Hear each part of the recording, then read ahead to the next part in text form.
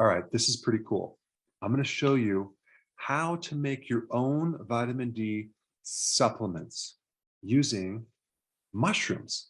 Now, mushrooms are normally grown in the dark, and the only light they see is some fluorescent light when they're either being picked or processed. And mushrooms have very insignificant amounts of vitamin D unless you expose that mushroom to ultraviolet B light.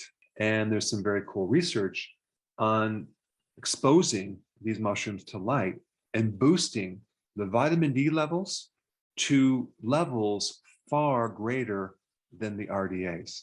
You can boost the vitamin D in mushrooms to levels of 5,000 international units to 46,000 international units and beyond. And so in this video, I'm going to show you exactly how to do it. You can use oyster mushrooms, shiitake, maitake, or button mushrooms. And there's other mushrooms you can use as well.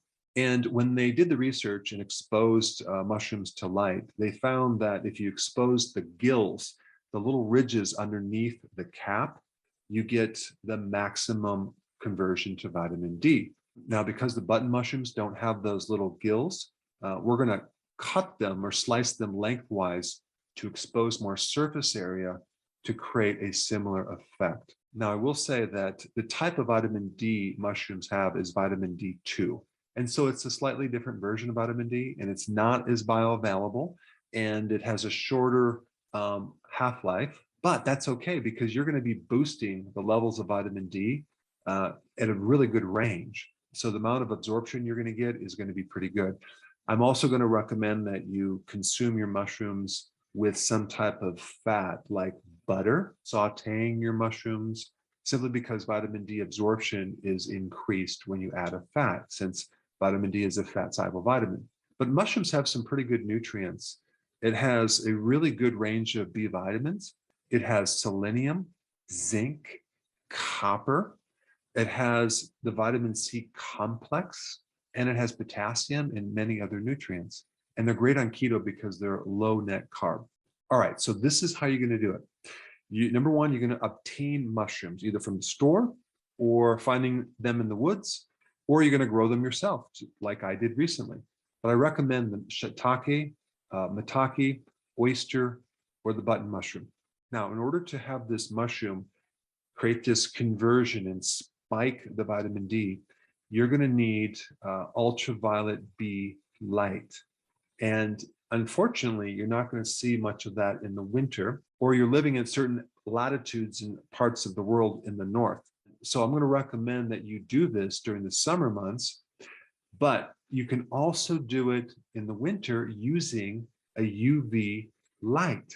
So if it's summer, June, July, August, so what you're going to do is you're going to take your mushrooms face up. You're going to take the stems off so the gills are pointing upward and the cap is towards this sheet, like a cookie sheet, for example.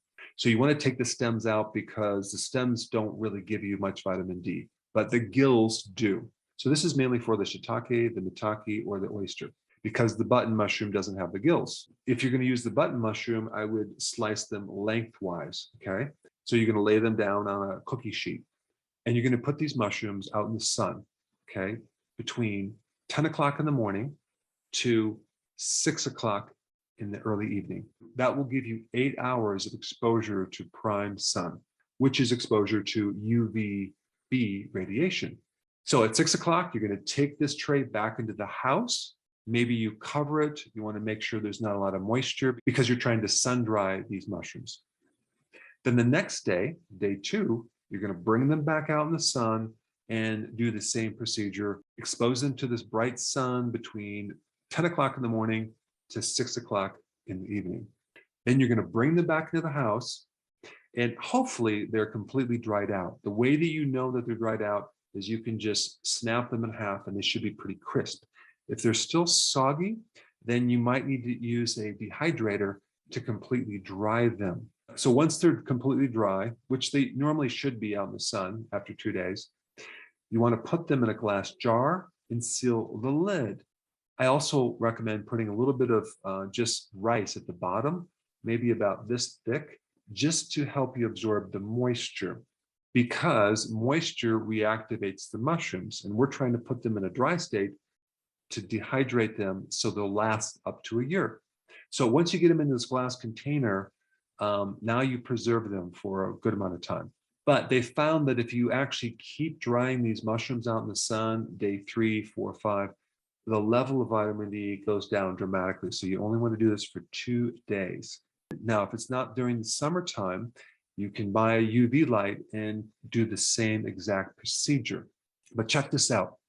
100 grams, which is like roughly 1 cup of shiitake mushrooms, can give you up to 46,000 IUs of vitamin D2. I mean, that is incredible. Now, when you use a light that has UVB radiation and you expose shiitake mushrooms for 18 hours, now I hope you're sitting down for this, you could potentially boost the vitamin D2. That's well over 200,000 IUs of vitamin D. This is mind-blowing, but that's the potential conversion if you did do that.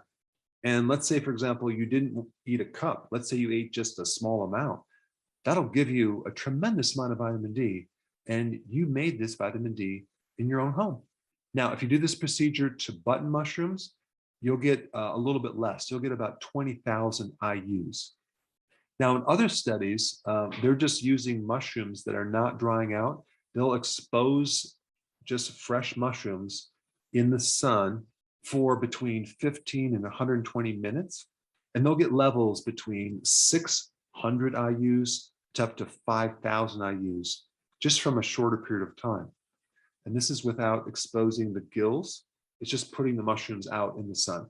So the whole point and the whole concept of this is to expose mushroom to the sun or some light that has UVB radiation. So now that you know how to make your own vitamin D2, the next thing is to understand fully the benefits of vitamin D. And I put that video up right here. Check it out.